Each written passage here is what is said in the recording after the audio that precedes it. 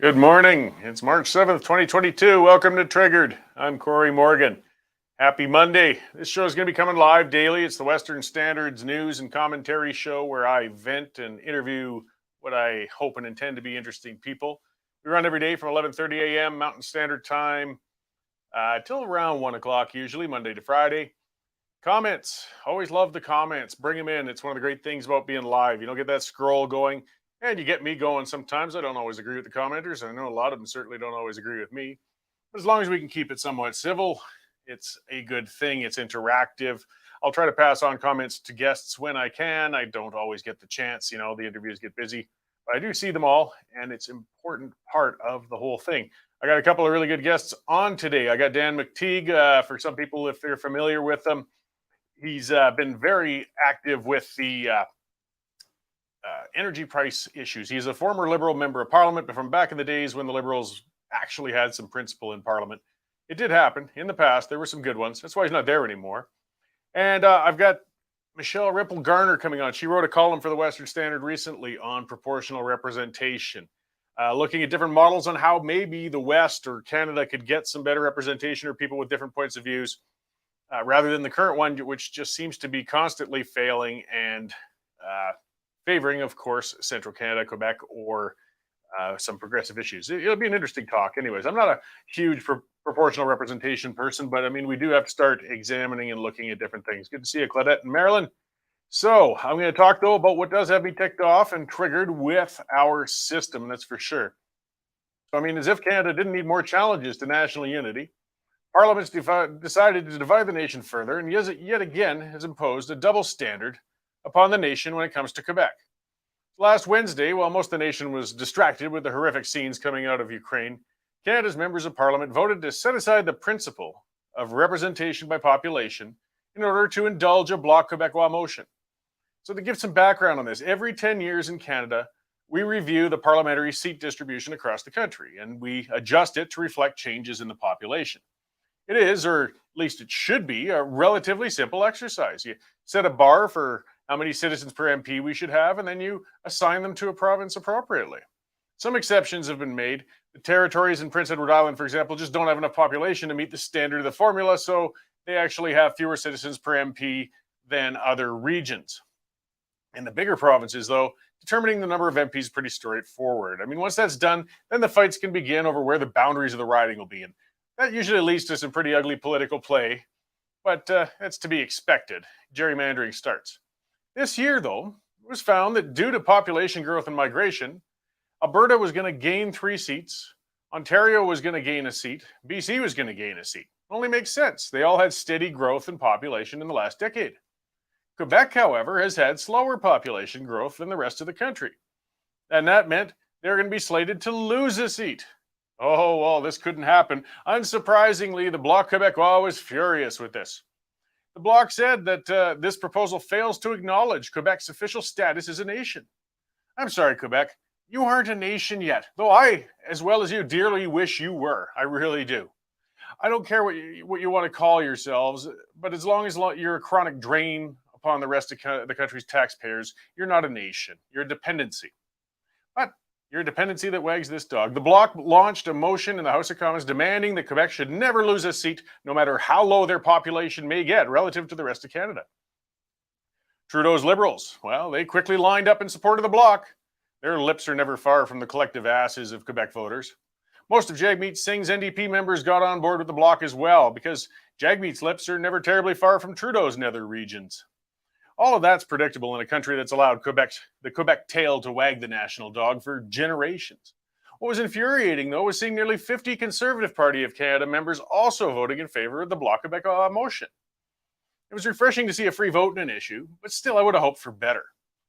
The vote, essentially, I'm going to paraphrase it, this isn't the way they phrased it in the House of Commons, but they should have, was asking, shall we respect the simple and fair principle of representation based on population, or shall we throw it out the window because Quebec's having a temper tantrum? The vast majority of the House voted to indulge Quebec's tantrum. The entire country, particularly the West, was just reminded that they're second-class citizens when it comes to parliamentary powers in Quebec. And Quebec already has a guaranteed number of senators and seats on the Supreme Court in the nation. Now they're going to have a guaranteed number of members of parliament, no matter how low their population might get. Now, this should be making waves across the country, but we're really actually not hearing that much about it. The mainstream media, of course, is beholden to Trudeau's Liberals. I mean, they need their funding, right? And the Conservative Party of Canada is dominated by regional cowardice. Interim leader Candice Bergen voted in favor of the block motion, by the way. She's from Manitoba. If Quebec's population growth is lagging, it's their own damn fault. The Canada-Quebec Accord in 1991 made Quebec is the only province in the country with full control of their own immigration numbers. Clearly, they did a piss-poor job of making their province a destination for immigrants. Maybe their racist legislation, such as Bill 21, has something to do with that. The other way Quebec could grow their population is through childbirth. Alas, they aren't keeping up in that regard either. Perhaps that French disinclination towards consistent personal hygiene has something to do with that. But they need to breed better if they want more Quebecers in order to warrant more seats. Quebec's the spoiled brat of Confederation, and nobody's willing to take them on. If even the Conservative Party of Canada is unwilling to take a strong stance against what was such a clearly undemocratic move, who will? I know it's just one seat, but points of principle are rather important, particularly in affairs of governance. If we can't even maintain a basic policy of seat distribution based on population, Canada is truly broken and probably beyond repair. That's what's got me triggered today. So let's bring in our senior news reporter, Melanie Risdon, we have today to talk about the other stories that are top in the news today. Hey, Mel, how's it going? Good, thanks, Cory. Listen, on the topic that you were just speaking of, we just put out a story with reaction to exactly that topic from Maverick Party interim leader Jay Hill, as well as former Conservative Saskatchewan Premier Brad Wall, both calling out Conservatives for voting in this direction, you know, kind of asking, would we see the same in reverse? So you can check that out on the website. We've got a columnist who also calls it unfair and designed to continually overrepresent Quebec's overrepresent Quebec and its part in Canada's constitution. So you can check out that column from Alex McColl.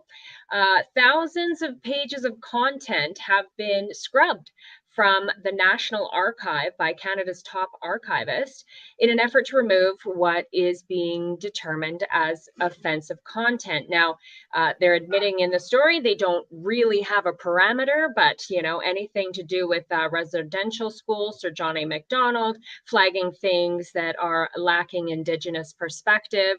Sounds like over 7,000 pages were scrubbed from the National Archive. So that's really, sort of scratching away at our history. That can be read on the website. We've also got a story about rising central bank interest rates that are pushing Canadians to the brink financially. A lot of people are struggling under the increased inflation alone. And so now people holding mortgages are also going to be struggling with that rise in central bank interest rates. We've got that story on the website. Looks like Rachel Notley, who is triple vaxxed, has now come down with COVID. So we've got that up on the website. You can check that out. Oil prices continuing to soar across Canada and the world, of course. In fact, a story we've got up on the website right now, it looks like the West Texas International went above, this one was one of the, West Texas International went above $130 a barrel on Sunday. That's a large jump from about a month ago when oil was sitting at about $90 a barrel. So you can check out that story on the website as well. And coming up, we've got more examples of Trudeau hypocrisy.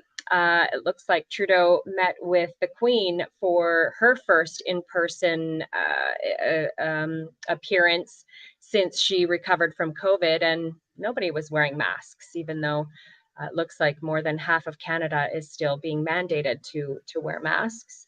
And at 12:30 today, thankfully, Kenny is going to be outlining relief at the pumps for Albertans. So we're going to have that live on the website at 12:30.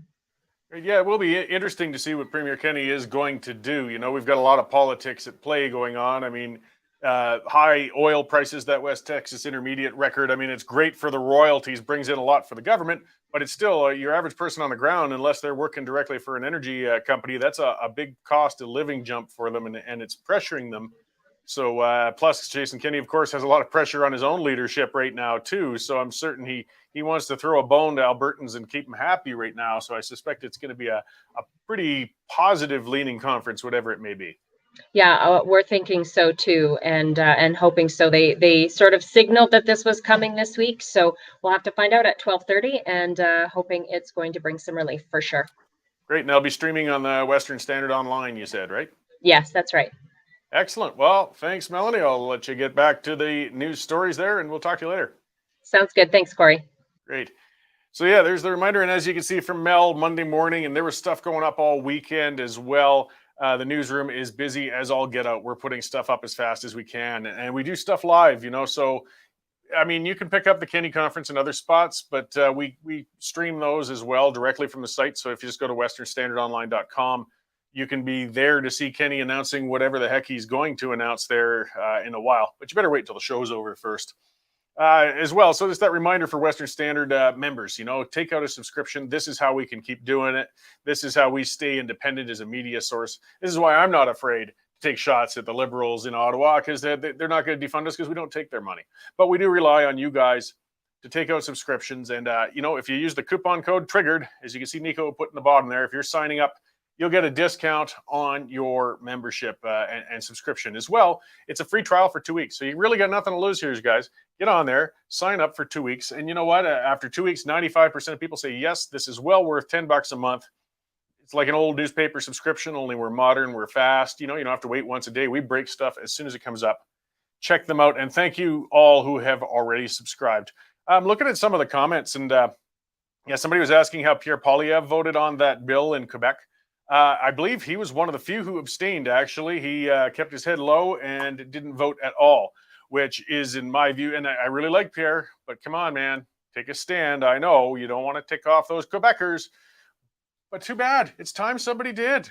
How much longer have we got to put up with this? I mean, this is representation by population. You have 1 million people here, 1 million people there. They should each have the exact same number of representatives. That's the way it works. The Senate supposedly is supposed to balance that, but it doesn't. We know that. In Canada, that's a mess too. Quebec has guaranteed number of Senate seats. I think they have 24. Alberta has 6. How much more do they need? And this capitulation, it doesn't gain us anything, doesn't garner us anything. Quebec's as miserable and demanding as they've ever been, and we don't have anything on the federal front. And again, maybe Michelle Rempel Garner, she's talking about proportional representation. Changing the entire system like that might be the way to go. But again, getting large-scale electoral reform, that's a difficult thing to pass as well. I mean, that would take constitutional reform. Canada desperately needs constitutional reform.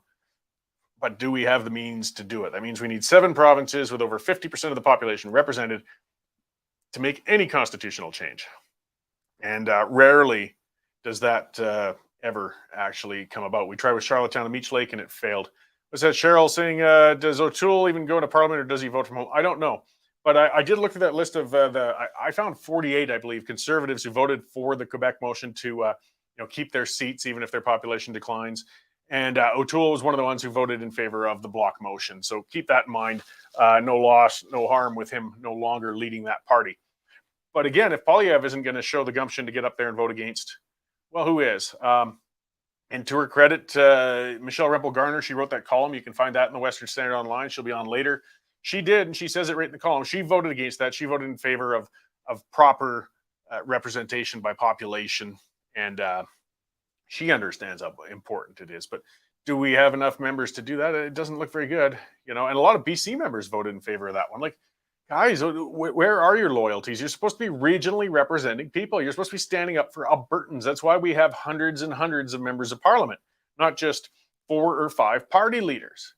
You should be standing up for what your constituents think, not what your leader tells you, or not what some wiener of a staffer is saying the best stance for you for, future leadership aspirations or things like that. Show some principle. Stand up to this crap for a change. I know that even if every single Conservative voted against, it still would have passed. That's what's happening in this minority situation. But at least they would have had some principles to stand on. We could still respect them afterwards. They could hold their heads up high. I think they should be ashamed of themselves right now. Brad asking my thoughts on the West becoming sovereign. Well, Brad, I've talked about that quite a bit. And as I say often in my columns and my rants, I think Canada's broken. I think the system's broken. I don't think we can tinker and fix these things. I think it needs to be torn down and at best rebuilt. So the best catalyst for that, as I said, Quebec should be a nation. Let them go. I think a province has to either be right on the brink of going again, or one has to go right out, because we do need to fix the Constitution. As I said earlier, the formula to change it is very difficult. You got to have over half of the population of the country and 7 provinces signing on. And of course, when you try to do large changes, getting that much consensus, nearly impossible. But if you get a true crisis going on, you get a true piece of the nation has said, we're done, we're out. Then you get, it does, I look at it as a beginning, not an end. It's an opportunity. Once the contract's been torn up, we got room to draw up a new one. One of the questions I like asking people a lot, when it comes to independence and things like that, and others have probably seen that discussion point, is if Alberta or any of your provinces, Saskatchewan, BC, let's say Confederation hadn't been formed yet. It's just an Eastern Canadian thing, and they want us to join them. They want to form a big country. Would you sign on to join under the terms of the conditions we have right now? Would you say, yeah, I like that. I want to be raped by equalization, underrepresented in Parliament, underrepresented in the Senate, underrepresented in the Supreme Court of Canada? Sure, that sounds like a hell of a deal. Oh, and you're going to subsidize Central Canadian companies over top of ours to compete against our own? You're going to block our pipelines and stop us from making a living? Oh, hell, where do I sign up? Think of it that way. Don't think about what it takes to get out. Think about, would you really actually go into it? So can any of those things be fixed from within? And I'm losing complete faith in that. We can't even get a Conservative Party to vote just to stand up on principle against the Bloc Québécois on a motion that, again, was just grossly wrong. Grossly wrong. It was going against everything we are based on with Rep by Pop. So when you're asking about sovereign and separation, Brad, well, that's open to interpretation on what people talk about. One thing I like to avoid is the term, separation, separatist. There's just a lot of negative connotations to that word in itself. I mean, there have been some very violent separatist movements around the world, some ones that aren't, trying to separate into something better. Sovereign, that one's a really ambiguous one, right? Are you a sovereign state within a larger nation? Are you truly independent? That's up for discussion. Quebec tried for their sovereignty association. That was a loaded term they used in the past. But that just basically was saying we're going to grab as much as we possibly can, but not quite be out, because we need the welfare. I do believe, the Clarity Act kind of covered that. That's part of why it came about. That was in the 90s for the younger viewers, just after the Quebec referendum, when it came within 1% of Quebec leaving. And that's what they were voting for. They were voting to go. There was no ambiguity on the part of the voters. Chrétien scrambled and put together what they call the Clarity Act, because they didn't want to believe that many Quebecers really actually wanted to go. They couldn't convince that. They said it must have been because it was such a deceptive question. That's the only reason they would possibly consider leaving. So they formed the Clarity Act, and that act calls for, well, it sounds like its name, right? A clear question. It has to be yes or no, stay within Confederation or leave. And and then the rest of the country is obligated to negotiate the secession of a province once that vote goes through. So I think that helps with some of the sovereignty association ideas and things like that, because you've got to make it clear: are you in or out? Not halfway in, halfway out. Not one shoe on one side of the border and on the other. So we aren't in the point where anywhere close to a majority of anybody in any Western province wants to go yet. But I think we're moving fast towards that place. When we keep banging our head against the wall, trying to make change from within, it's failing. So the Clarity Act provides another means to potentially do that. So yeah, with Cheryl talking about, do we think? Sorry, I'm just getting messages from the guests there. What's Kenny going to say this afternoon when he announces? Yeah, I don't know. He really needs to buy himself some breathing space right now. He's in a tough position. The question, I think he's either going to cut the provincial fuel tax so that you get a break at the pumps, or I think he might do the Ralph Klein method and actually just issue a check directly to Albertans, say, hey, we've got this windfall, we've got these royalties, and and I've just got to send a link somewhere, um, just for a guest. Nico, could you send a link to, if you got a pen, President? Oh, you got it? Okay. I just want to be sure for the next guest. He needs it emailed at president at, sorry, I know your listeners are dealing with this, but just things we at affordableenergy.ca. And that'll get him in here right away.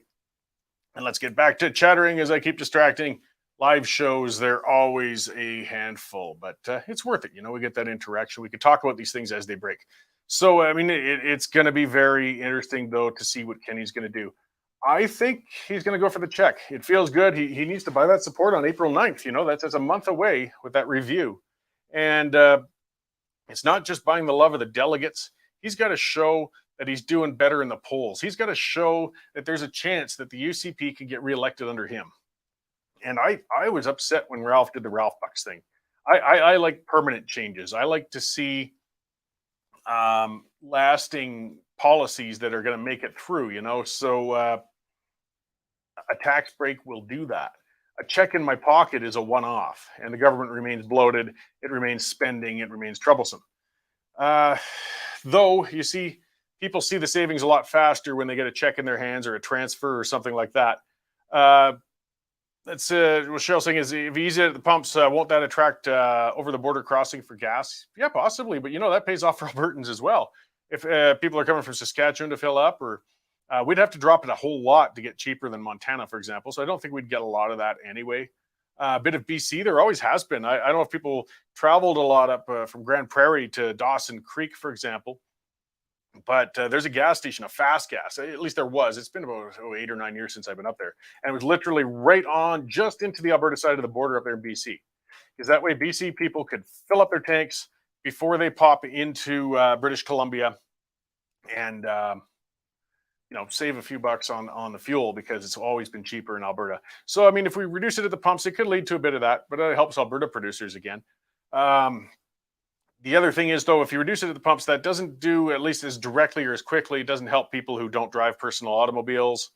It doesn't, they don't feel it. Or some retailers, I mean, some people rightly point out, well, they might not necessarily, if the 10 cents a liter comes off the Alberta provincial gas tax, does that mean that it will also come 10 cents off at the pump? And if it's not a principal gas station owner, that might not happen. So, I think he's going to throw the check at us. That's what I think, or maybe even a monthly thing for a little while, so that it feels good for a bit. I mean, we're looking a year away from the next general election, and he really needs to turn things around. I'm just going to quickly check in here. Maybe we'll call up our sponsor, and I'm going to see about our guest there. So have a listen to our sponsor here from Algodex, and we should be back soon with Dan McTeague. Algodex is owned by Algonaut. This is great new technology just coming online now in the digital currency world. Algodex is a great way for you to use the digital currency Algorand in your day-to-day transactions. Can you imagine a world where we don't have to buy a cup of coffee using the federal dollar, and you don't even have to use the American federal dollar? You don't have to use the euro or the pound sterling. You can use real money, digital currencies that are not at the beck and call of governments and inflation. The Algodex is making digital currencies usable in a day-to-day basis. Okay, we're back, and I do see Dan sitting in the lobby there, which is great. I will pull him into the show here right away, and we will get chatting. So, hey, Dan, good to see you again. Yeah, Cory, it's always a pleasure. Just what a day. Oh, boy, yeah. Well, for a person with your specialty, some of the commenters have already been looking forward to seeing you. I mean, you've been outspoken on energy issues and consumer issues for a long time. Yep. And as I kind of said, now's the period where it's of mixed blessing, where you can say, I told you so. I mean, you've been shouting this from the rooftops for a long time, and now it's really come home to roost, hasn't it? Well, I live here in Eastern Canada, in Oakville. It's nice to be able to finally look at my neighbors and say, you believe me now? Yeah. What did it take? $1.85 a liter, heading to $2 a liter before, you finally woke up. My kids say it's a little bit like shaking someone's head and hearing the rattle here. There's a little less of that now, thankfully. So I mean, something you didn't see, I'm sure, not many of us. I mean, we saw the lack of local energy security, and we've been kind of throttling our local production abilities and transportation abilities for Yep. oil and gas. But we didn't anticipate the Ukraine-Russia war to really take it and exacerbate it so quickly like this. We're in kind of a lot of trouble across the country. This, on top of the inflation from a lot of other factors, we're in for a rough ride, I imagine. Well, look, denying your own resources and your ability to help stabilize the world after what, 30, 40 years of being subject to the vagaries of inflation and OPEC should have wakened people up to the reality that the hard fought move in the mid 20s, 2003 to 2010, both to increase Canada's oil capacity and the US fracking, wasn't done out of out of the goodness of our hearts or because we were bored. It was done because the alternative was that we were on our knees and at the beck and call of those who had oil and those who had hydrocarbons. The fact that we got there only to find a generation of people now saying times are good, money's easy. We got all our fat pensions. We got all of our roads paid for and all our hospitals paid for. Not really, but, I think we've taken for granted the very thing that gave Canada a substantial boost in its prosperity over the past 20 to 25 years. And we've looked a gift horse in the mouth by saying, hey, who gives a damn that we can raise $25 billion from the oil and gas sector that pays for our hospitals, that pays for education, that pays for our roads, and it doesn't matter where you are in this country. I think what's happened now, Cory, is that this is a little bit like dumping a cold pail of water on everyone's head and making them stand up and realize, hey, you can't take these things for granted. You got Russia laughing. You got the United States embarrassingly going on bend knee to Iran and to Venezuela. Two countries with great environmental track records, great human rights records. Now we're saying to them, can we get a bit of oil, please? Because we were too busy shutting down the Keystone XL pipeline. I spent a lot of time working with media in the United States in my previous job at Gas Buddy, and it's amazing. They could not see what was happening in Canada, the deconstruction, the attack, the activism, the foreign-funded groups that were destroying our oil and gas sector while Canadians sat back and lived high on the hog. The Americans didn't believe this was going to happen. Well, now reality is beginning to bite, and they're having none of it. Unlike many Canadians who is realized far after it's too late, Americans actually preemptively saying to Mr. Biden, you and your Congress, you and your Democratic friends over in the House of Representatives, get ready because we're going to put you on the 30-yard line and we're going to punt you right through the end zone. Yeah, they got some midterms coming up that they're not looking very good for right now, and nothing sours political support faster than hitting everybody in the pocketbook just before the election. But they don't seem to be showing, like, what I'm wondering, are we going to learn? And I mean we in general, not to mention that the government's learning from this. Like Biden, as you said, is going and groveling to Saudi Arabia, but he's never uttered a peep on even considering increasing Canadian supply. We're right on his doorstep, and he just absolutely will not consider that as an alternative. No, because they're beholden to the green grifters who have been having a good run of his party. I mean, there's actually some people I speak to, many of my friends in America say they didn't like Trump, but it was sure a heck of a lot better back then than it is now.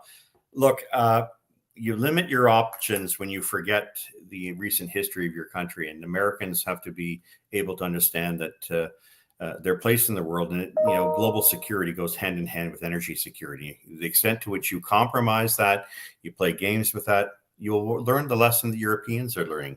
Even Boris Johnson today knows that his net zero fantasies have been blown to smithereens. Like it or not, they've got to frack.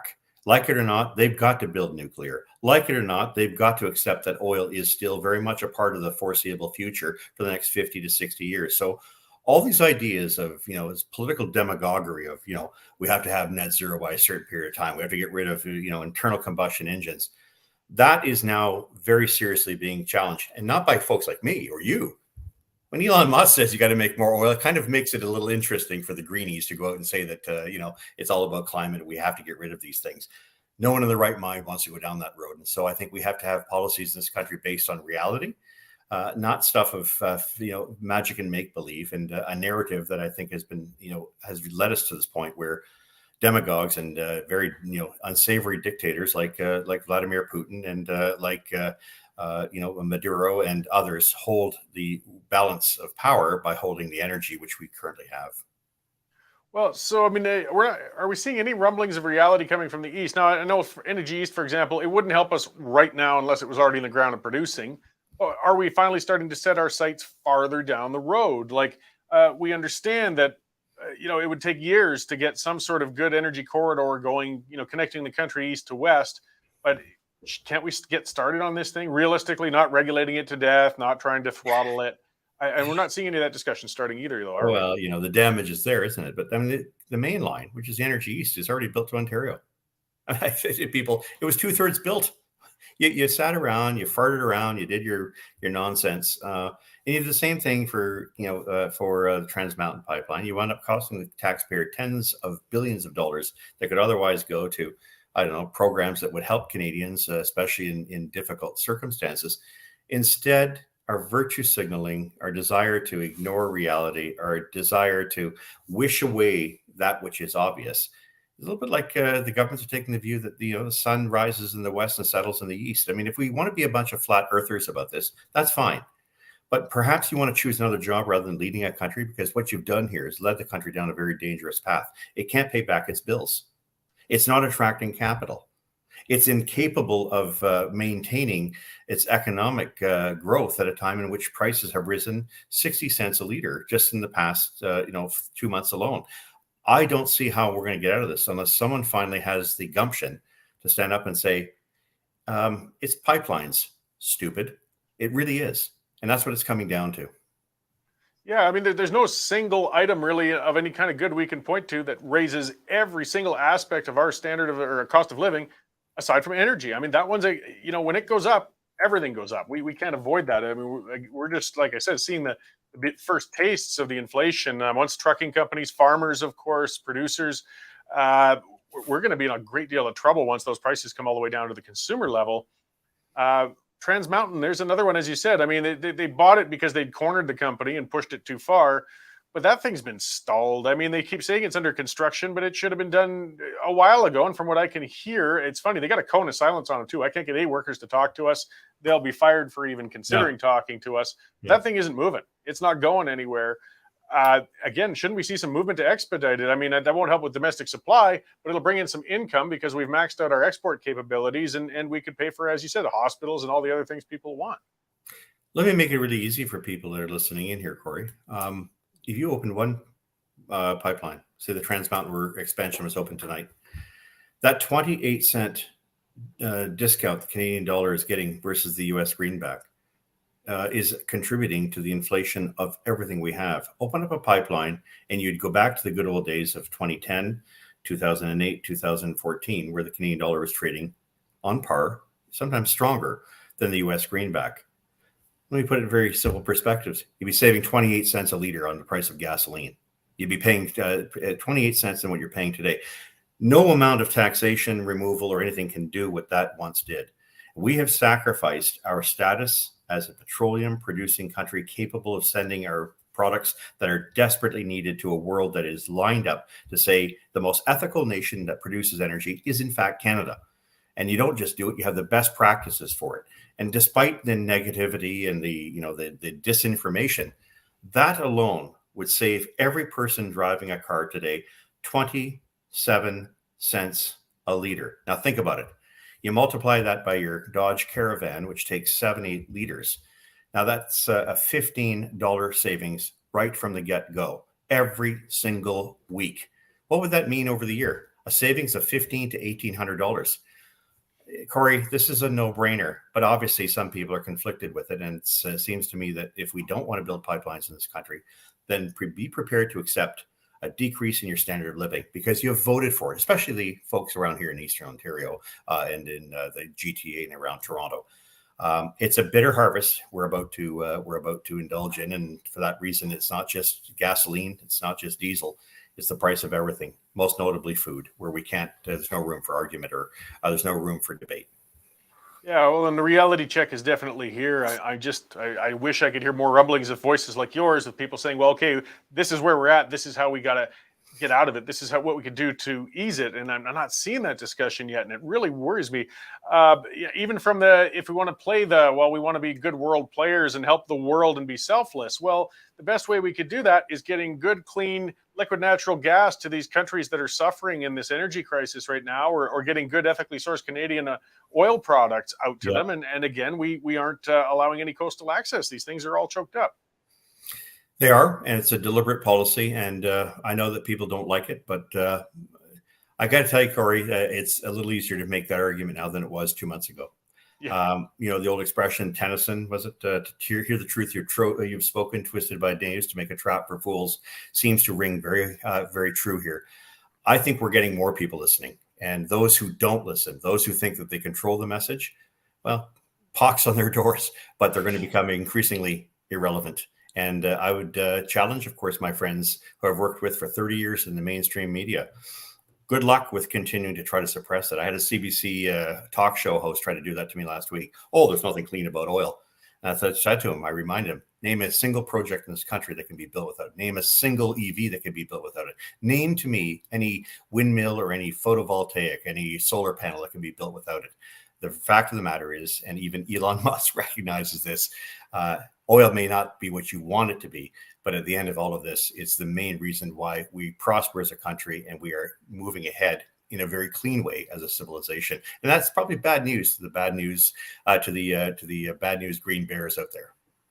Well, and just one final question. It's from a commenter, Peter LaFontaine says, can Dan comment on the Greens saying this is why we need to accelerate the expensive renewables? And I'm hearing that from some others. They're saying, well, this is actually evidence that we need to move harder on windmills and we need more solar and more, goat power or whatever we're supposed to do.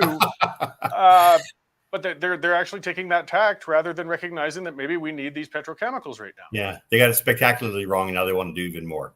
Look, I think the fanaticism has to end. And sooner or later, they have to give their heads a shake because, frankly, they got it wrong, spectacularly wrong, and dangerously wrong. And they've made the world a far more dangerous place. And they've created two problems, which is greater than their climate emergency or climate crisis. We have an energy crisis, a real one that's hurting people. And we have now a global security crisis. That's something that has never been discussed. You know what, folks? You've had a 2-for-1 shot and you lost. It's time to pack up and go. Well, I really appreciate that. And I know you're going to be in for a busy week, and you already have been, as people keep calling back. Geez, Dan, you were right. But the discussion's not over, as we said. We really got to make sure, okay, people realize there's a problem, but we got to make sure they realize where the solution is too. So that the work isn't done. And I appreciate you always speaking out in that front. You're the only among the few former Liberal member of Parliament that I enjoy talking to. We'll have a few more. Watch. The day's young, Cory. Oh, there's some out there. I know that, and I appreciate it. I was one of the young ones 20 years, 30 years ago, so some of them are a little maxed out, but there's a change. That change is afoot. So where can people keep up with what you're doing, Dan, and find out more about you? Sure. I run affordableenergy.ca. The site often has blogs and this kind of information that gives people a bit of a heads up in terms of what's on my mind.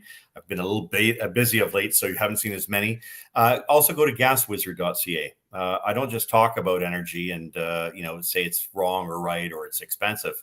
I actually try to do something about it by predicting those prices a few days ahead. So try to go there. I'll try to save you a few bucks, and maybe along the way, this current form of the Liberal Party will do what I did, which was to give 2 energy rebates and maybe some help to Canadians rather than finding cute, trendy ways to, as it were, fleece them.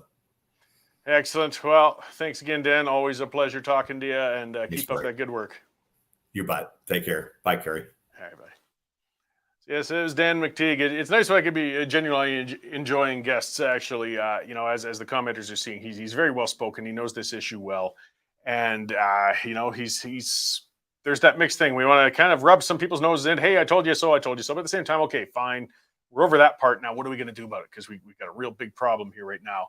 As I saw more of the discussion talking about whatever Premier Kenney's going to try and do when he goes forward. I prefer permanent changes or reduces in home heating costs, things like that. But when it comes to making political points, I think that the check or transfer, even you see somebody was pointing out that the checks are expensive to send out. Yeah, but times have changed. It's pretty easy for the government now, actually, just to fire out some sort of program. Serbs sort of prove that. I think he's going to go into the piggy bank, but we'll find out in a little while. And that doesn't solve our longer term problems. That just solves some of the UCP's immediate problems, and maybe helps some people out who are having a little difficulty making the rent and making the car payment and things like that right now. But we got much bigger things going on. I'm going to talk about a sponsor quickly before I talk some more about news items, and before we get to Michelle Rempel here. Michelle Rempel Garner. You see, politicians keep getting married. I can't keep up with their names. So let's talk about the Canada Shooting Sports Association. These guys have been a sponsor for us for quite some time, and they're a good one. Hey, if you like firearms, you like enjoying them, whether you collect them, you target shoot, you go hunting, whatever you do, it's your business. It's safe, it's legal, there's nothing wrong with it. It's a good hobby. But you need an association, and this is what these guys are. Their name says it all. It's where you can network with other firearm owners, responsible, legal ones, not the gangsters that we see that the Liberal government likes to point to and claim that legal firearm owners are contributing towards. Check these guys out. This is where they got resources, everything from safe firearm use to places where you can trade shows, things such as that. And then, of course, my favorite and most important part, I think, of what these guys do is they've got a number of legal challenges up against the federal government right now on behalf of firearm owners, standing up for us to say, hey, quit taking away our property, because that's what's happening. The Liberals keep recategorizing what's legal and what's not legal, and then they take your firearms away. Oh, and they pay you some whatever amount. It shouldn't matter. It doesn't matter. It's not for sale. It's not for you to take. Well, these guys are standing up for you, but they need your help to do it as well, of course. You've got to join up, take out a membership with them. It pays off for yourself. It pays off for them. So Canada Shooting Sports Association, you can Google them and find them. It looks like Crystal Drury said she bought her membership. So great, or unless she met with the Western Standard. Either way, buy a membership with both. CSSA-CILA.org. Okay. And yeah, it was more of the talk.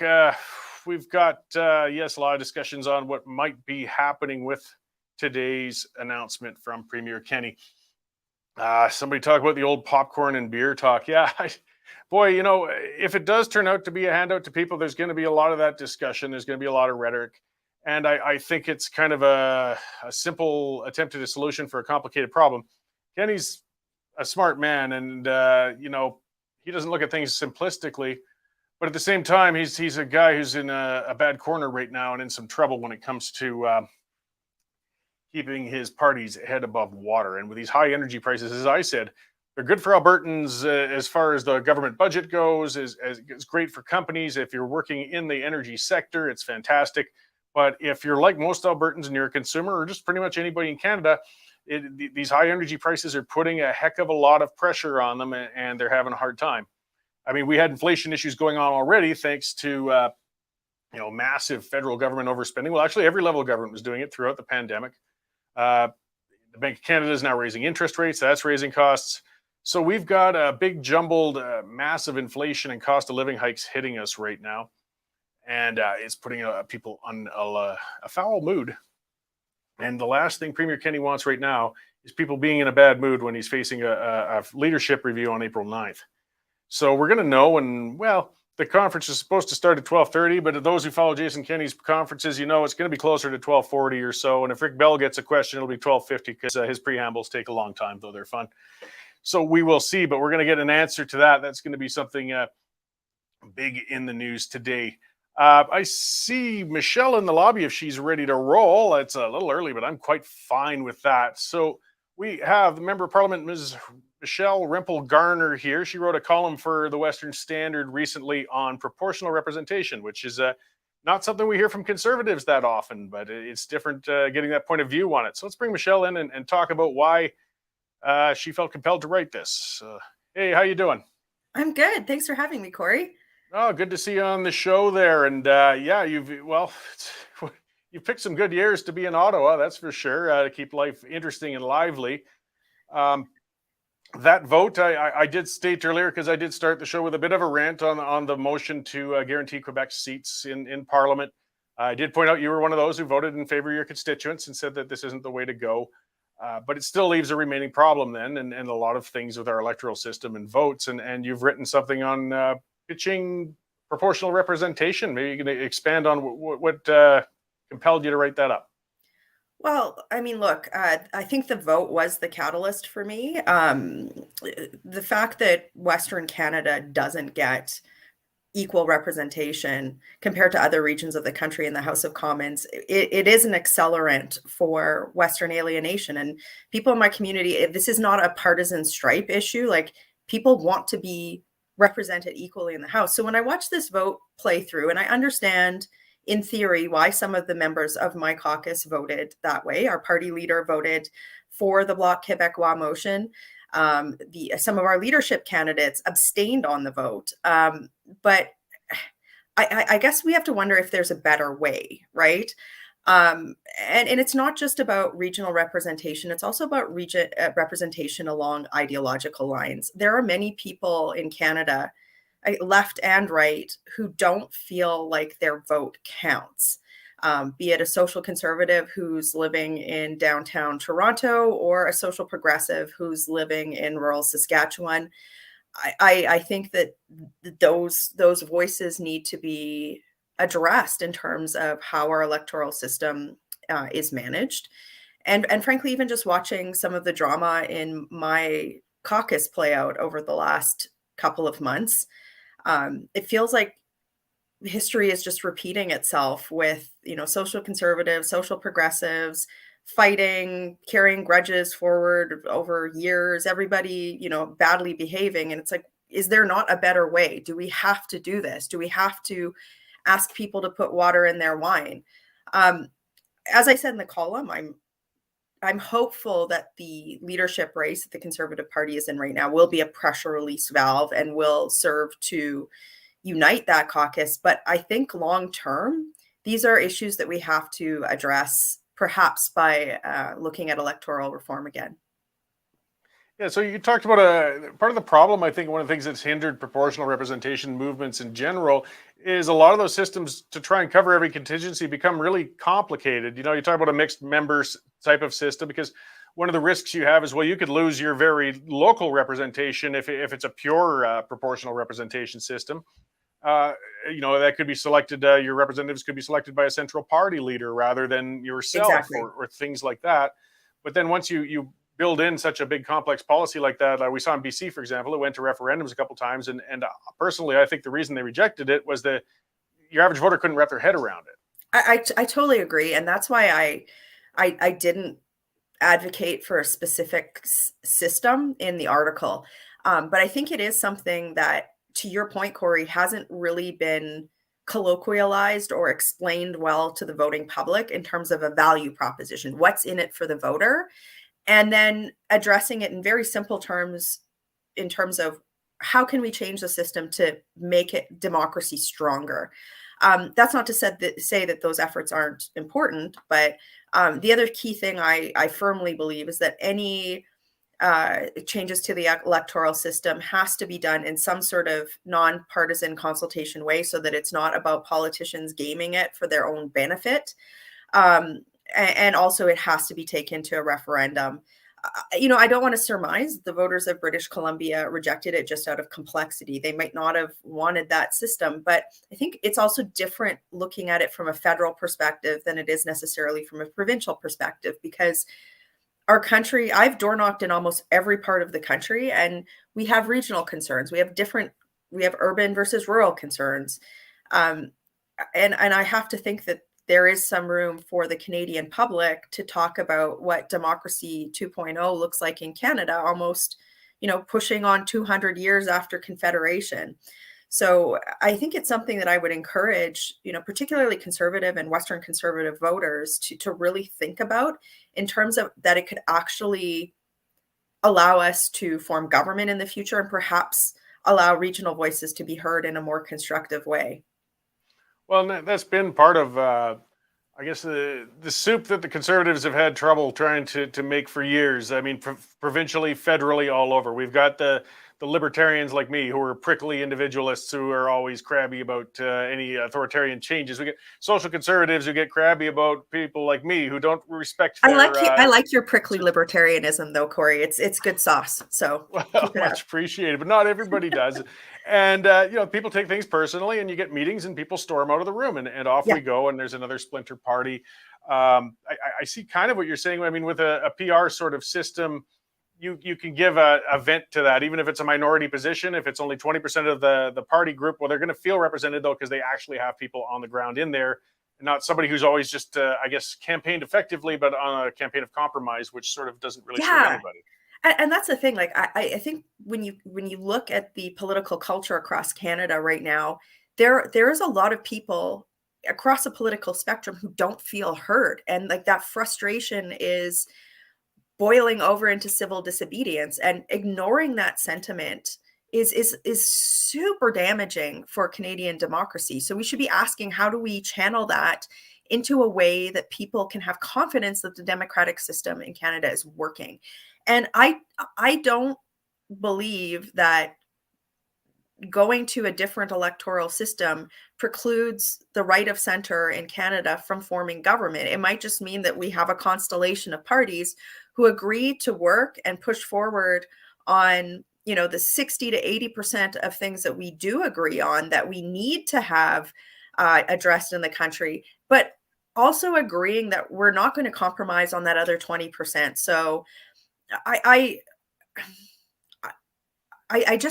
think what I've watched in the last year, Cory, is really important issues in the country be weaponized for political gain, be simplified down into sort of tribal comments that I think are just super damaging. And we should have a democratic system where challenging each other's political dogma is healthy, as opposed to it being this, like as Trudeau and others have said, like these labels, like these basket of deplorable labels that serve no one. So, you and I can agree to disagree on certain issues, but I bet you we agree on a lot of things. And that's, I think, where the productive consensus building conversation could come from. And we wouldn't be voting on things that dilute Western Canadian voices in the House of Commons any longer. Yeah, well, and I'd like to see. I mean, there's one of the frustrations I've always put out on the system in general. I mean, I'm a little more negative as pushing more towards independence every year as I live, but all the same, if, imaginary reforms could come, great, or not necessarily imaginary, real ones down the road. One of the things that drives me nuts is whipped votes. I mean, with the Emergencies Act, for example, something so contentious and big as that, and nuanced as that, and regionally charged, yet everybody voted. And I was almost as disappointed with the uniform voting of every Conservative against it as with every Liberal for it, because I figured that many hundreds of people, there's got to be a few who are differing from it, but there was no way they were going to speak up and step out of line, and that's just not a good form of governance. No, I it mean, doesn't serve anybody. I think there's 2 Alberta Liberal MPs. I'd be curious how they voted. Like, how could they in good faith vote for that bill? Like, I don't, how could any of my colleagues in good faith who are from Western Canada vote in favor of that bill? And that, like, having that, that ability to say, you know what, this is not in the best interests of my constituents. Let's go back to the drawing board. That's not a bad thing. Like, I don't know where, the Canadian public has allowed the centralization of power in, the leaders' offices of various political parties. Like, that's actually I think what that culture has created, and everyone's guilty of it, is this sense in the Canadian public that dissenting voices can't be heard. And there's got to be a better way. So, I hope that this column, like, my goal with it was not to be prescriptive on any particular system, but just to say, even from my own lived experience in my own party, we've won the popular vote, but we haven't formed government. We've gone through 2 very contentious ousters of leaders, one who was on the red Tory side, one was on the blue Tory side. There's got to be a better way. And I just hope that the Canadian public will say, like, look, we might not agree on all policy, but maybe we should agree that, the Canada of 2022 might need a system upgrade from the one that was put in place in, all that time ago, right? So. Yeah, no, I mean to go into every system and all of that. I mean, there are literally entire books about it, and you can't cover that much in a column. It would have killed me as an editor to try and get through that. I think Uh, it would have killed the reader too. So yeah, but at least it just broached the subject. I mean, I was speaking with a recent guest about systems as well, and he pointed though Italy. You have unfortunately an endless turnover of governments because they have a pizza parliament there where they just can't seem to find consensus, and then you're in a constant electoral mode. Again, there's probably ways you could build a system where you have better checks and you don't end up in that kind of cycle as well. But you got to start the discussion somewhere, I guess. I agree. And I also somewhat reject all the comparisons of Canada to countries like Italy or other European countries where you just don't have the regional diversity. Like Canada is, 33 plus million people living in a vast regionalized economy versus, a similar population in a small, not regionally diverse European country. So I think that from that perspective, like we are perpetually going to be talking about, the weight of Western representation versus the weight of, let's say, Quebec representation. And I don't think that either of those are wrong conversations to have. I understand why people in Quebec want to have guaranteed representation in the House because it goes back to their culture and their regional identity and their economic needs. It's actually not a dissimilar argument from the ones that I would make on behalf of my constituents in Calgary.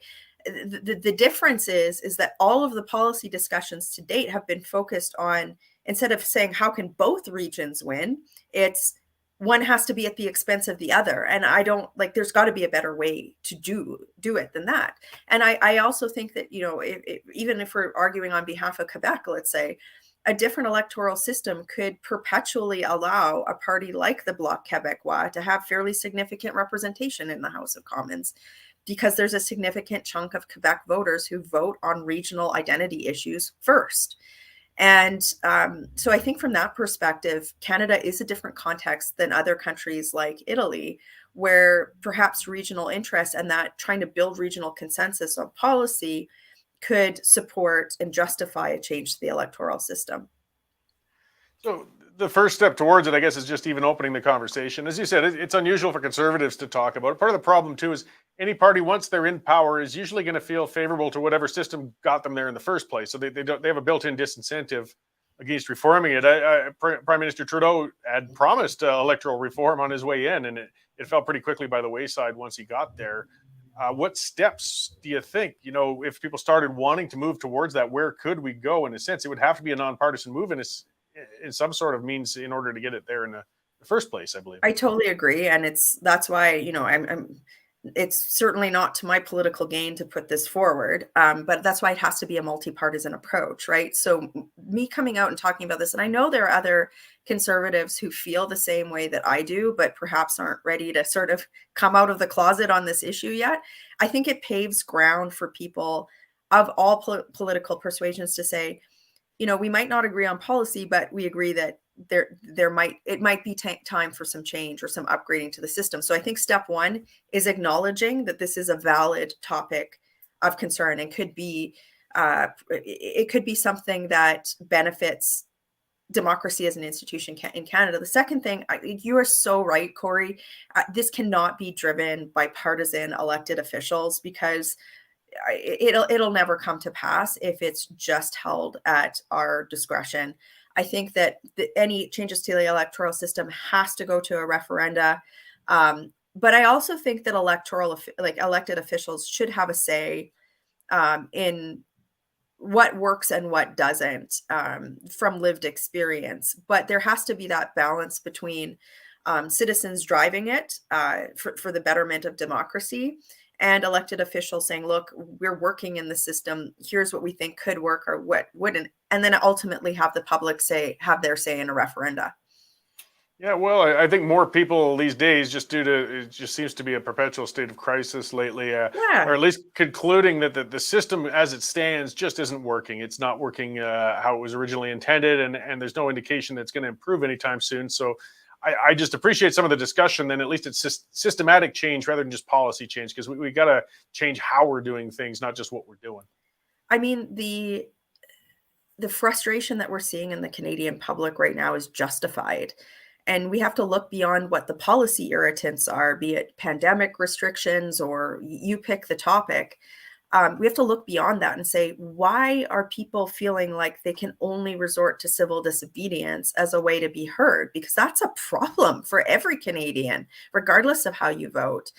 And I think that sense of loss of control that many Canadians went through the pandemic, I think it's exacerbated or it's magnified the sense that democracy isn't working for Canada. And that is something that the Canadian public should be concerned about, regardless of how you vote. Democracy only works when people believe that the system reflects their will and needs, right? And I think that there's a sense, not just in Canada, but in other developed countries, that the system is failing in that regard. So if we don't have the Canadian public's buy-in that democracy is working, I mean, even look at the Emergencies Act being used in Parliament. I think that eroded public trust across political stripe as well. If we don't have that public trust, then how do we have any legitimacy in terms of continuing the narratives that we're on?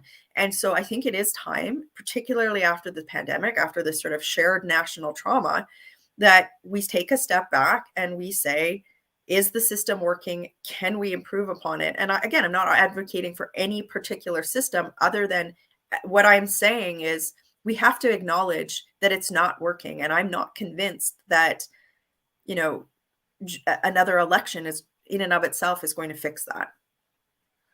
Well, I appreciate where you're going. I know it wasn't. Note. What's that? I said it's ending on such a cheery note, Cory. Oh, it's probably for my show. I'm always a sour guy going on about the negatives anyways. But again, I mean, it's similar to I was talking earlier about systemic reform, to the feeling of it. Things almost have to just get a lot worse before people are ready to make it better. So to start at least looking at different ways to do it before it's forced upon you is a more proactive way to examine it. So I appreciate you opening the discussion on the proportional representation. As I said, people aren't even talking about systemic change. So maybe we can get some more discussion going and actually lead somewhere in the years to come. Great. Well, thanks for having me on your show today. Well, thank you very much. And look forward to, seeing what you get up to in these crazy years to come here in Parliament. Take care. All right. Thanks.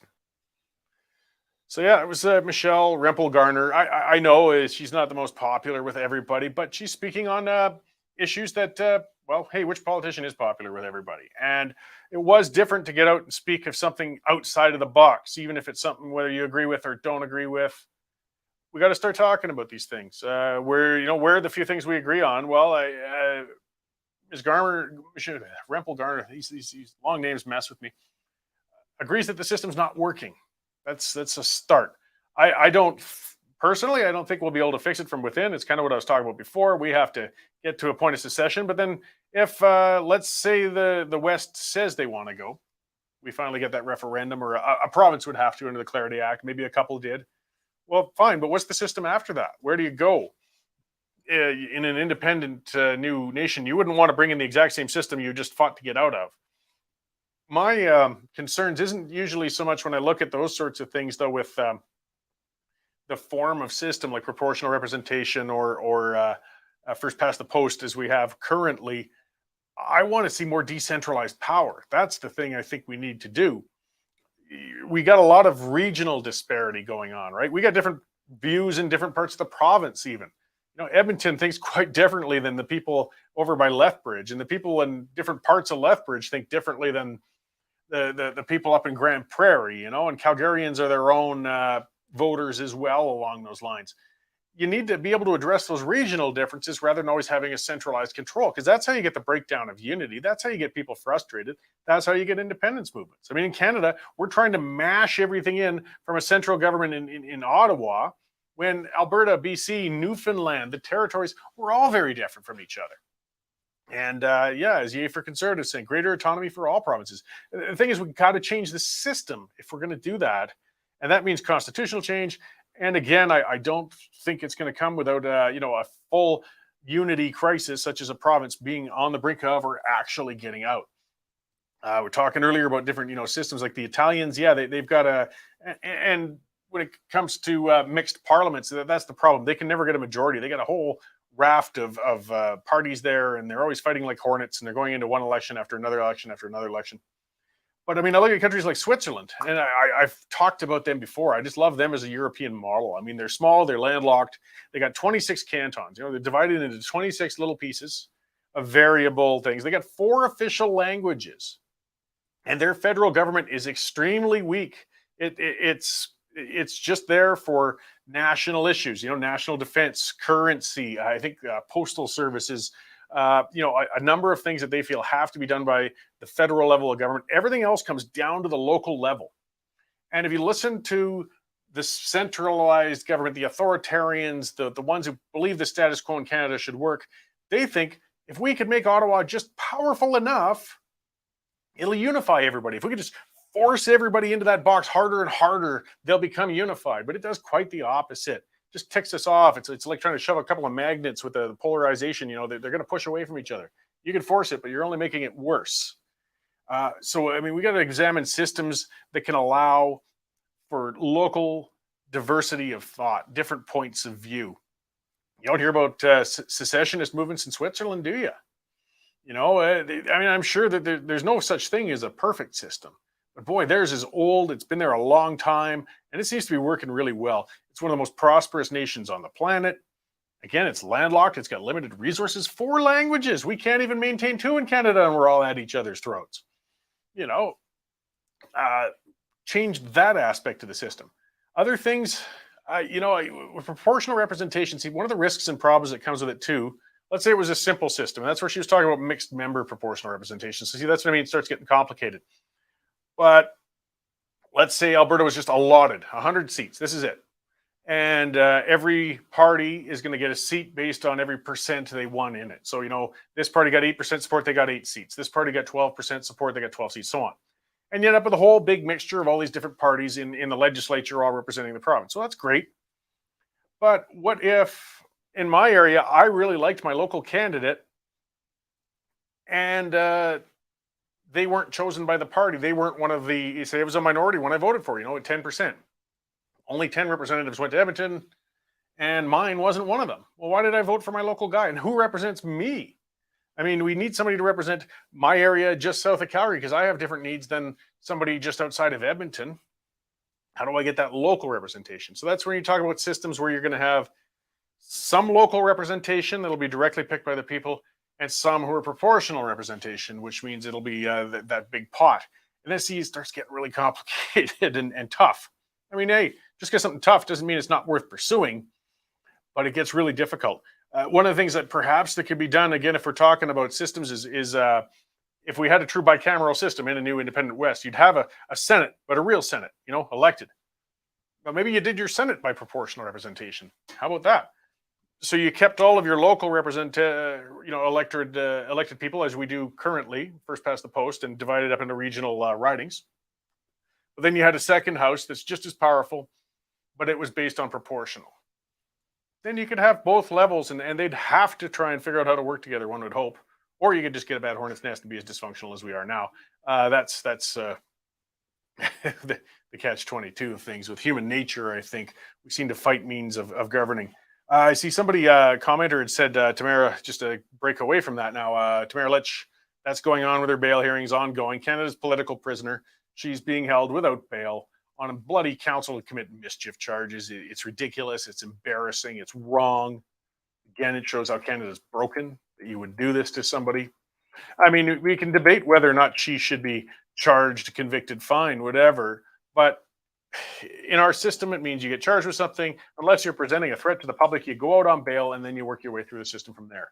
They're using remand as a form of punishment, and they're keeping her locked up, essentially in solitary confinement, to make a point. They make a threat. They want to make sure nobody else stands up to them. Either way, it sounds like somebody was, I just see that from the commenting, I don't know, but somebody was trying to live stream the trial, so the judge has recessed now, and they want to address that. We'll see what happens. That's an issue. I know some people say, well, why can't I always just take pictures in a courthouse or live stream it or whatever? I understand it's open to the public and you should be able to get there.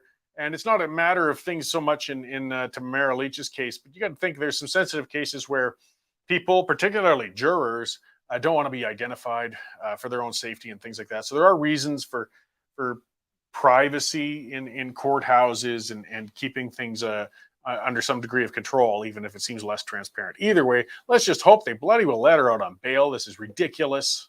It's wrong. And she just needs to get out and back to her family and relax, and then she can worry about her defense and things going forward. I can't believe it's gone on this long. Or actually, I can believe it.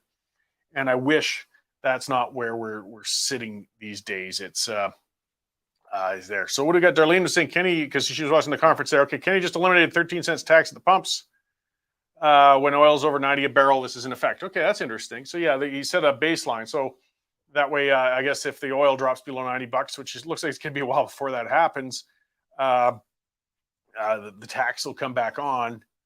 For the time being, it gives us a break at the pumps. And I thought he was going to go for the cash toss-out. That still might happen as these royalties keep rolling in. I talked to Canada's or Alberta's finance minister the other week on the budget, and they budgeted for $60, $70 a barrel oil, and now we're 120 or so going on. So the government's going to be pulling a lot more money than they anticipated. And we know the reality of government politics. They're going to use that money to try and buy our electoral love. So I suspect we'll see more. But a break at the pumps is going to help Albertans, even if you're not a driver. Like, people have got to understand. It's just like with property taxes going up. People say, "Oh, it doesn't matter to me. I'm a renter." Well, yeah, but your landlord is going to build that in on your cost of rent. They also got Mike Baker saying $150 rebate in natural gas. So yeah, this is streaming at the Western Standard online, but I'm being selfish. I don't want to direct you guys towards it right now because I still got my show going on. But it's good to see these things break as they come out. I'm learning from my commenters rather than reporting to you, but I appreciate that. I appreciate you guys keeping me up to date. And it's the fun of a live show. We're moving into our new studio in a couple of weeks, it looks like. That was going to be interesting. We're setting it up probably with a glass wall, and I'm going to have the newsroom behind me, so you'll see them scrambling and trying to keep up with things. It's going to be fun. I'm going to be looking forward to seeing if any of them, who's going to be the first one. Maybe we'll come up with a prize and an award. Who's in the background of the newsroom while we're doing a live show, who has an indiscretion, whether it's an inadvertent booger or yelling at each other or something like that they didn't want to throw on the air. But it's too late once we've gone live. Something to look forward to cover while we're at it. We've been growing excellently. So I'm going to talk about our growth quickly again. We rely on you guys. We are a independent news outlet. We rely on subscribers, rely on sponsors, and we appreciate you guys who have subscribed already. $10 a month. Take it out. If you haven't subscribed already, get on there and put in that code TRIGGERED, and you'll get a discount on it. You get a free trial. We're talking risk-free, guys. Get beyond the paywall. See these great writers. See these excellent columnists we got, without having to go through that. And it supports us, and it just keeps a chain of events going. We've got an office. If you go to the legislature now in Alberta and Edmonton, you'll see a Western Standard on the door where we've got somebody up there. Amber is reporting directly from there. We're getting somebody in Ottawa. We're getting reporters all over the place. So you don't have to go to that rotten mainstream media to get your information. We'll break it here. We'll break it as fast as it's coming out. And we rely on subscribers to keep building up and doing that. So thanks to those who have subscribed already. And to those who haven't, come on, give it a crack.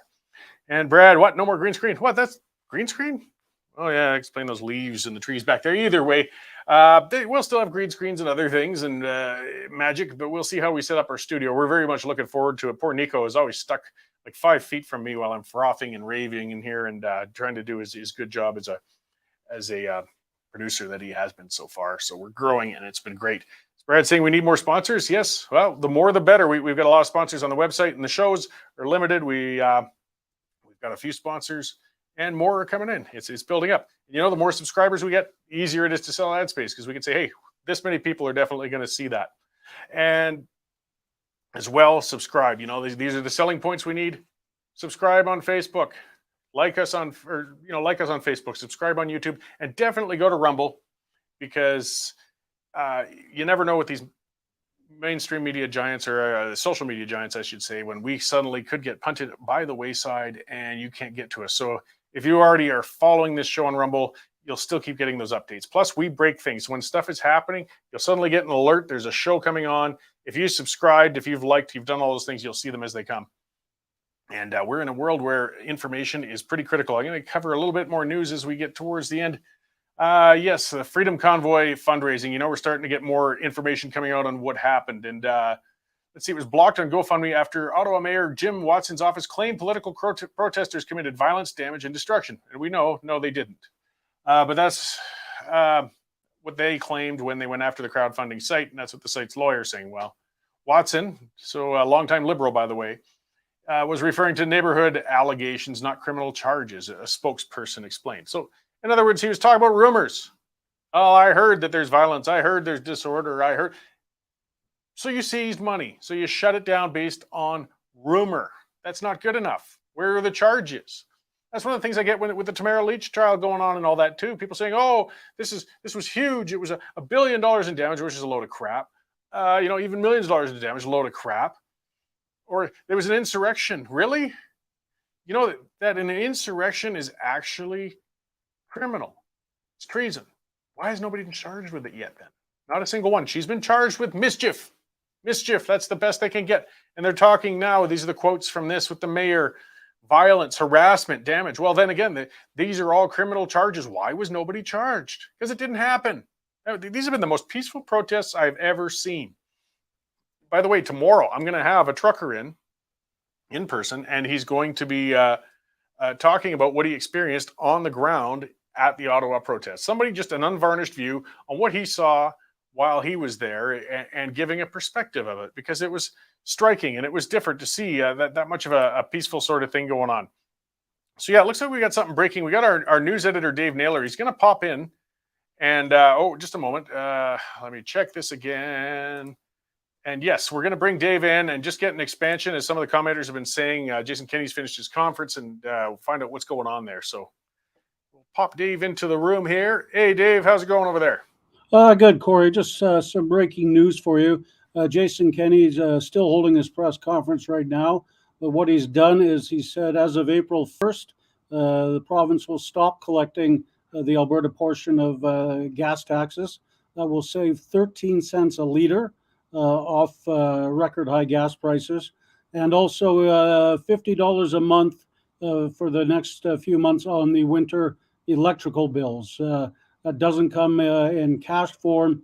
That will be a rebate taken right off your bill. So each and every Albertan should see that on their household gas bills. So a bit of good news for consumers today, Cory. Well, that's good. I mean, we're all experiencing sticker shock with those gas pump prices. So I guess, yeah, and getting a little break on our gas bill at home. It's still winter is going to be giving some relief to some people. I know it's been pressuring a lot right now. Yep, still going to get chilly nights out there. This week, I think we're going down to -20. Yeah, that's the last of it, damn it. Then we're going into spring. That stupid gopher said we were going to be in for, 6 more weeks of winter. I guess he was right this year, but yeah. Damn those gophers. Yeah. All right, thanks, Dave. You're welcome, Cory. See you in a bit. So yeah, as Dave said, as these things break, we bring them to you guys. So yeah, Jason Kenney is cutting the provincial fuel tax and giving that rebate on your utility bill, which is good news. We're getting those royalties. Let's use them. Let's keep them in Alberta. If we put them in too much of a pot, Ottawa is going to come for it. So yeah, we'll keep following up on that. Let's see a little more of the news here. It's Canada's entering year 3 under COVID. This is according to Dr. Tam, our federal medical health officer. She says we must focus on easing societal disruption. Okay, that's fine. But the biggest disruption we've had has been from the restrictions and mandates, not the pandemic itself. So, I mean, I hope, though I doubt, what she's talking about is doing the things to ease the disruption, such as ending the mandates and getting them out of the way so people can get back to their lives and they aren't out protesting, they aren't losing their jobs, they aren't going broke, the government isn't borrowing us into oblivion. That's what I would hope, but I got a feeling that's not what she's talking about. We need healthcare reform. I mean, the pandemic's, it's not going away. We need health capacity. We need to get, it's going to have its ups and downs. And if it's not COVID, you know what? A few years from now, there's going to be another one. And we can't just keep this ridiculous myth thinking that we can govern ourselves out of a pandemic. We can't, but we have some great healthcare providers and we do have modern health facilities. And if we can expand the capacity and the ability to respond to these, the chances of disruption will be lower. Yeah, here we go. Cabinet's use of Emergencies Act has prompted a private bill to prohibit political discrimination in federal law. This was an interesting one So Garnet Genoese, he's a conservative member of parliament in Sherwood Park. It's a private member's bill, so it's not going to go anywhere probably, but at least it's brought up to talk about. And some of that chat, and as he said, the justice minister demonstrated political views were a factor in considering whose bank accounts would be frozen.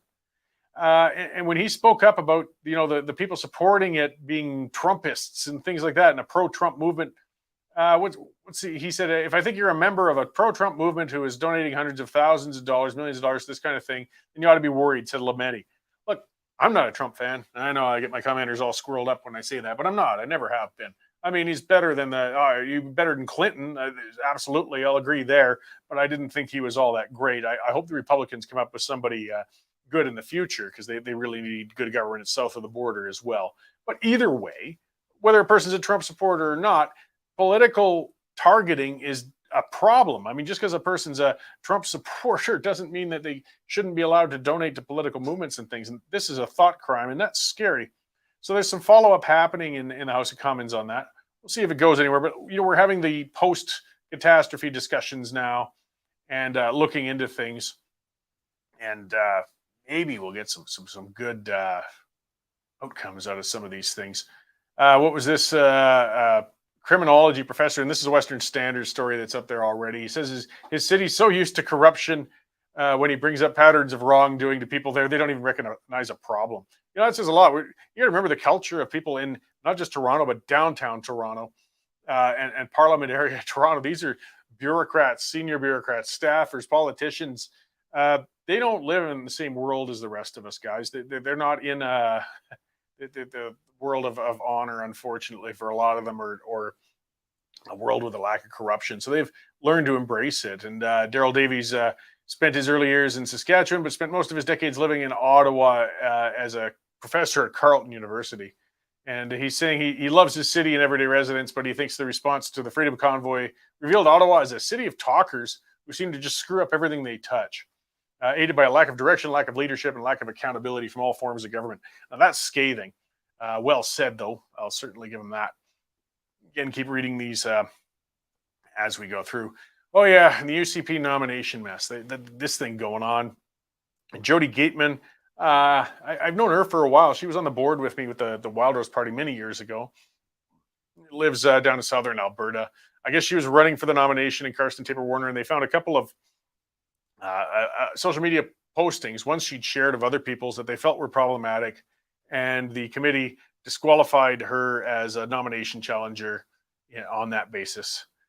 Parties always have a lot of ways to keep the what they feel is undesirables out. The UCP, as I said, is in a great deal of trouble. They've got leadership challenges, nomination challenges, stuff coming at them from all directions. I don't know how they're going to recover from it. We're looking at just a little over a month till Kenny's leadership review. He's putting out the good news things, but is it going to turn people around? I don't know. Something somebody else talked about before. There's a Hoven, I think his name is, and he's challenging Jason Nixon up there for a nomination, and that's a big race. And we're talking potentially, I guess, 1,000 memberships he sold or something. If he gets cut off in that nomination, those members are going to be furious. And what are they going to do? Well, they're all going to show up in Red Deer in April, and they're going to vote to get rid of the leader. So it's Kenny's in a terrible position. Brad saying, do you think Brian will bump Kenny? I don't know. He's a real pain in the butt for Kenny right now. He's certainly, he's running an unofficial, he's running two races. He's running one to get rid of Kenny, and I'm certain he'll turn around for the next race and run to replace him. And to be honest, I just my view, I don't think Brian will be any better. I'm not a big Gene fan myself, but Kenny's in a lot of difficulties right now. And we'll see what is going to happen with that in these weeks and months to come. What a period of turmoil. So let's say April 9th, they do vote and Kenny is out. Then you're into a leadership race, and you're going to have to want to run it pretty fast, because you need to establish somebody new, because we're like a year away from the next general election. So a new leader is going to have to establish, turn around public opinion on the UCP and win. Can it happen? Yeah, maybe. Things have, stranger things have certainly happened than that. But we'll see as things go. What else we got here? Just somebody talking about the, Quebec, speaking of human rights being stepped on. Emails from Radio Canada show the province of Quebec decided to issue their curfew last New Year's Eve. Remember, they didn't let anybody out. You had to be, this is, again, wartime sort of stuff. You know, when you're not allowed out of your house, it's illegal to leave your house, to be outside. And it turns out there was no medical basis for it. Well, we kind of always knew that, but those facts are all starting to come out now.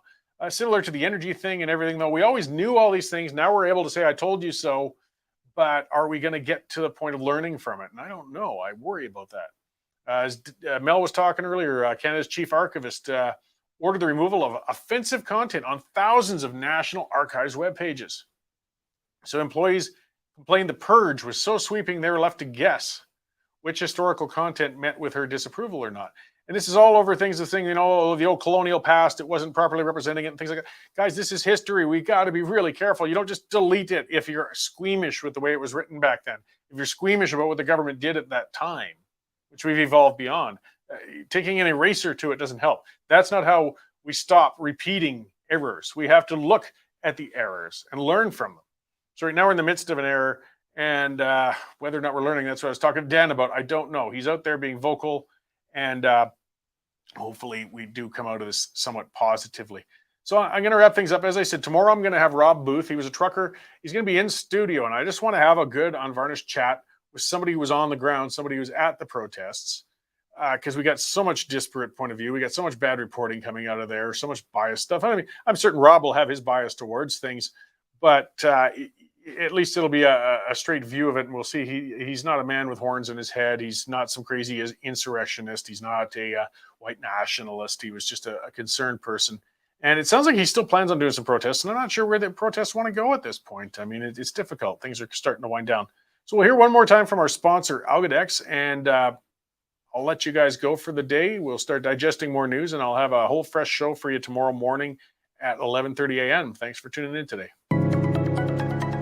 Algodex is owned by Algonaut. This is great new technology just coming online now in the digital currency world. Algodex is a great way for you to use the digital currency Algorand in your day-to-day transactions. Can you imagine a world where we don't have to buy a cup of coffee using the federal dollar, and you don't even have to use the American federal dollar? You don't have to use the euro or the pound sterling. You can use real money, digital currencies that are not at the beck and call of governments and inflation. The Algodex is making digital currencies usable in a day-to-day basis.